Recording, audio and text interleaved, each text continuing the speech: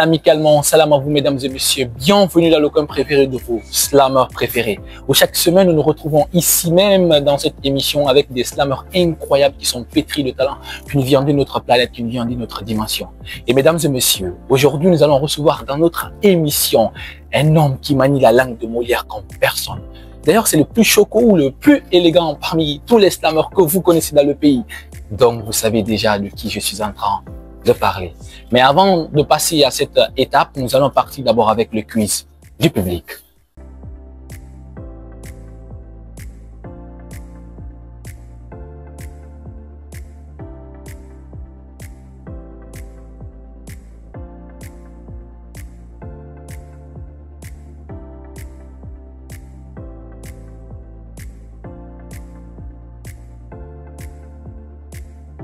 Alors, mesdames et messieurs, encore bienvenue à nouveau dans votre émission, le coin préféré de vos slammers préférés. Comme tantôt je le disais ici, nous allons accueillir un slammer incroyable, le plus choco, le plus éloquent de tous les slammers du pays. En tout cas, vous savez de qui je suis en train de parler. Lui, ce n'est pas un simple homme, lui c'est un chef de village. Alors, mesdames et messieurs, ladies and gentlemen, accueillons ici même sur ce plateau Andy, le villageois. Villageois, le destin est fatal. Merci Alex de Gérard. Bienvenue dans le coin préféré des slammers préférés. Merci mon frère. Je pense que je suis dans mon coin. Hein. Déjà, ça roule là. Alors, bienvenue. Merci. Alors, Andy le villageois.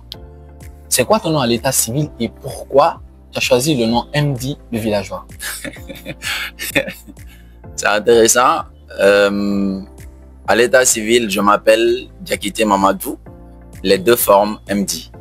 Et si tu ajoutes le villageois, c'est simplement mon origine, tout simplement parce que je suis né et j'ai grandi au village. Alors, comment tu as découvert le slam et depuis combien de temps tu pratiques le slam? Bon, le slam et moi, c'est une belle histoire. C'est une belle histoire, le slam et moi, parce que de base, j'ai commencé par la poésie que je faisais au lycée Lambagny. Et d'abord, quand j'ai quitté le village pour venir à Conakry, l'intégration, c'était pas facile. Avant de comprendre les structures, déjà, la langue française, c'était pas bien solide dans ma bouche, donc c'était un peu compliqué. Donc, en 8e année, je découvre le monde de poésie lors des kermesses. C'est là que j'ai commencé à faire des kermesses, donc 8e, 9e. En 11e année, j'étais en train de faire la poésie et j'ai un ami qui m'a vu sur scène. Lui aussi, il avait fait lycée Lambagny. Et il connaissait déjà le monde du slam. Il m'a dit qu'il y a un autre monde plus chic que ça, qui est le slam. Donc, tu peux être la bienvenue là-bas. On peut faire du bon slam ensemble. J'ai dit, bon, il n'y a pas de souci, pourquoi pas. Donc, j'ai tenté, voilà comment j'ai connu le slam.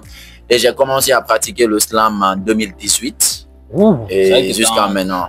Un ancien du slam. De 2018 jusqu'à maintenant, le slam et moi, on se frappe, voilà, et je forme. Maintenant, je suis devenu coach, je partage d'expérience, c'est devenu ma façon de vivre, enfin.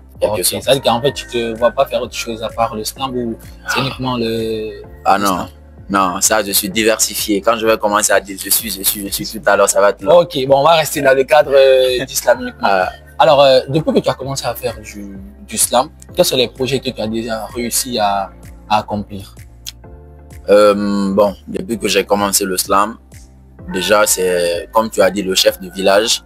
Tous mes projets sont accentués autour du village où j'arrive à réaliser quand même pas mal de choses. On voit vraiment quelque chose de l'eau derrière le village, justement avec les open mic actuellement. Bon, dans le pays actuellement, dans le slam guinéen, il n'y a que des open mic qui marchent surtout dans les vacances là, actuellement. Voilà, ça, ce sont les projets. Déjà, vous êtes témoin, ce qui me plaît déjà. Donc, ce sont les projets que j'arrive à créer. Ces espaces que je crée pour les jeunes slammers que j'arrive à former ou non. Je crée un espace quand même pour des slammers où on peut partager nos mots avec un public respectueux et attentif. Et voilà, ce sont des projets. Et là, présentement même, je prépare encore un autre open mic. Je prépare des spectacles et tout. Et j'organise tout le temps des formations. Et en matière de réalisation de projets, il y a pas mal de jeunes slammers aujourd'hui que j'ai eu à côtoyer, pour ne pas dire à coacher directement, que j'ai eu à côtoyer, on a partagé, parce que avec moi, c'est ça, on est potes, on est camarades. Je te donne le peu que j'ai dans le ventre, tu me donnes le peu que tu as, voilà, et on grandit ensemble. Donc, je pense que c'est formation, open mic, et toujours même allure, même rythme. Et on continue avec motivation, courage, parce que le slam, comme le dit tout le monde, c'est une question de vie. Et on va le vivre. D'accord. Alors, à quoi on peut s'attendre dans 5-10 ans de la part de MD dans le monde de l'islam? Waouh, ça c'est une très belle question que j'adore. Pour l'islam, comme c'est une question de vie, je suis en train de préparer quelque chose de ouf. Mais vu qu'il y a un adage africain qui dit que les grandes choses grandissent dans l'ombre, voilà, à Borima c'est Koroma Dimin cuit. Donc il y a un grand projet. Il y a un grand projet. En tout cas, je vais un peu faire de briefing. S'il y a des gens aussi qui veulent aider et tout, j'ai bien envie de créer une grande maison de slam, une grande maison, une très grande maison de slam qui va même aller jusqu'à produire des textes des jeunes artistes. Voilà, une maison de production, accompagner dans la réalisation de contenu, création, encadrer les jeunes pour pouvoir mettre vraiment leur talent à la disposition de la société, à la disposition de la paix, à la disposition de l'évolution, d'un développement durable. Parce que vous n'êtes pas sans savoir aujourd'hui que le slam est devenu le meilleur moyen de transmission de messages. Ouais. Donc je me dis que ouais, il faut vraiment encadrer les talents qui sont dans l'ombre, les talents lointains, histoire de les mettre vraiment dans un cadre favorable. La chance que nous, on n'a pas eu. Donc c'est ce combat que moi je mène. J'ai envie vraiment de créer une grande maison pour les slameurs. Alors ceux qui veulent aider, surtout ça c'est un projet en tout cas prometteur pour tous les slameurs du pays, que ce soit en Guinée, en Afrique ou à l'international. Une petite précision, c'est pas plus tard, hein, c'est maintenant, on a déjà commencé. Oh, okay. On travaille juste dans l'ombre. Ok, ça veut dire que en tout cas les bonnes oreilles, si vous avez écouté, que vous avez les moyens en tout cas d'aider, c'est le meilleur moment en tout cas d'aider. Alors comment tu vois l'évolution du slam guinéen depuis que toi tu as intégré, en fait, depuis que tu as intégré le monde du slam guinéen? Je pense que ça va vite maintenant. On a notre place, on a notre public, nous sommes suivis. Et moi, je pense que le slam guinéen évolue bien et super bien d'ailleurs. Parce que quand moi j'ai intégré, parce que je ne vais pas dire quand nous avons commencé, parce que j'ai déjà trouvé les aînés qui avaient déjà commencé. Quand moi j'ai intégré le monde du slam, c'était pas facile. Quand on venait même proposer les prestations slam à certaines activités, on nous confondait même à l'islam. Comme si les gens, voilà, comme si les gens qui sont venus pour faire la promotion de l'islam, tu vois, des trucs. Mais c'était vraiment pas aisé, c'était à nous de proposer les activités. Mais j'ai remarqué qu'aujourd'hui, moi j'ai beaucoup de coups de fil, souvent. Les gens m'appellent pour dire, bon, elle me dit on a un événement, on veut des slammers, j'envoie mes petits, parfois moi-même je vais, si ça, en tout cas ça dépend du cadre. Donc je pense que le slam guinéen évolue bien et il y a des talents, il y a vraiment des talents qu'on peut exploiter et devenir la voix des sans voix et la foi des sans foi, Inch'Allah.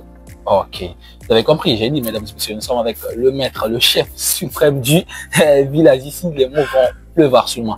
Alors, si tu as un mot de la fin avant qu'on passe à une session, à cette étape qu'on appelle session slam, la partie préférée de tous les téléspectateurs. Si tu as un dernier mot avant de passer à cette étape. Mon dernier mot, d'abord, je vous demande de soutenir notre émission, partager, commenter et liker.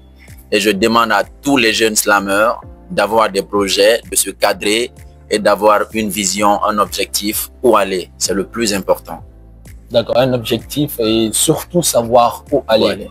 Alors, mesdames et messieurs, ici, nous allons terminer cette phase question avec notre invité.